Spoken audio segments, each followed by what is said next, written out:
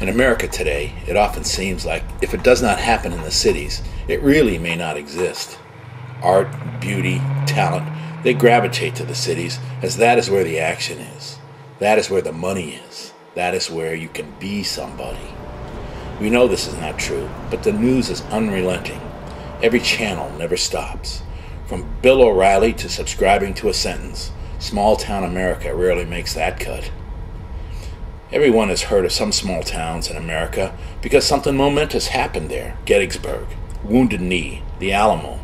Vacations get planned around going to these places. Still, they are way outside the cities, a long way from the hustle and bustle.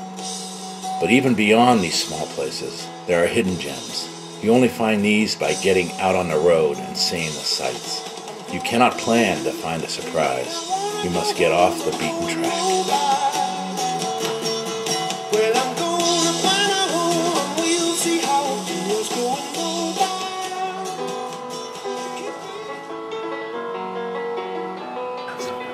Petaluma, California, is a small town on the edge of the Sonoma wine fields.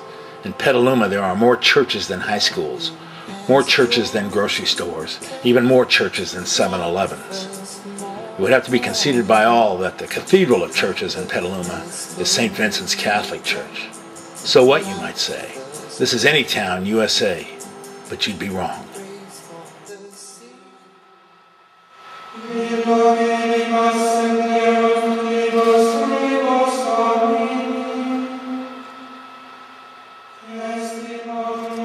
In Petaluma, the Catholic Church has perhaps one of the most beautiful stained glass window collections in California. There are 16 art glass windows of the apostles and evangelists in the clerestory, 16 glass windows of the saints in the aisles, 3 large rose windows, one over the front entrance and one hidden above the north side, and 2 large teaching windows. Other nearby churches have stained glass windows, but none of the size and scope of those at St. Vincent's Church. But what is the story of these windows? Well, lesson number 1 is that there's no such thing as stained glass. The basic ingredients for making glass are sand and wood ash. The mixture is melted into liquid, which when cooled becomes glass. To color the glass, certain powder metals are added to the mixture while the glass is still molten.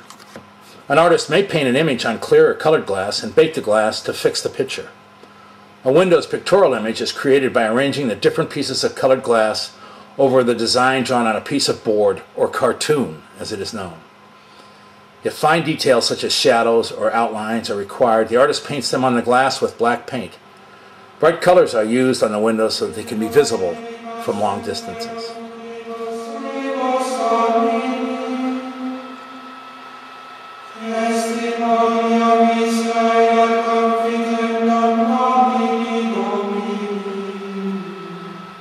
The church is an architectural treasure designed by Leo Devlin and constructed in the late 1920s.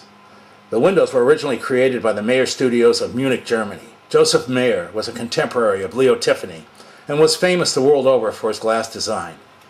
During World War II, the Mayer buildings were destroyed in bombing raids, and records and documents about the windows have been lost forever. The Munich style tends to contain richly colored scenes bordered by architectural frames consisting of columns and elaborate canopies.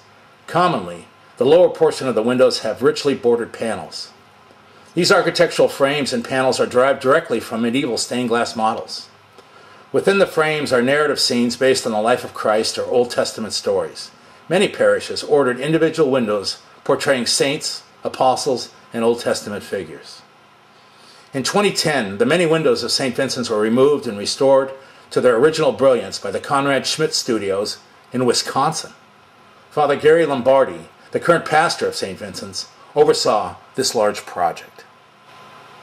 I mean, the stained glass is really an art.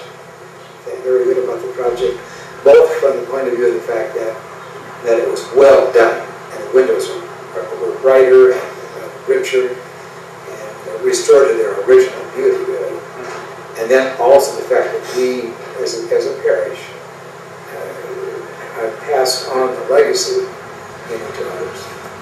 Somehow, stained glass expresses the beauty of God, and sometimes the transcendence of God, if you will, but also the warmth nice, warm atmosphere. So when people come to the, I mean, can you imagine what our church would look like if you just had clear glass windows, or amber windows, or you know what I mean, just some sort of colored window. It wouldn't have anywhere near the character and the beauty that it has. So, there you have it. Sometimes in the least expected places you can find beauty hidden away. Sure, the city has the sights and sounds that everyone has experienced. It's hard to find something new in a city. But get out off the beaten track. Then you can find something new, something different, something beautiful.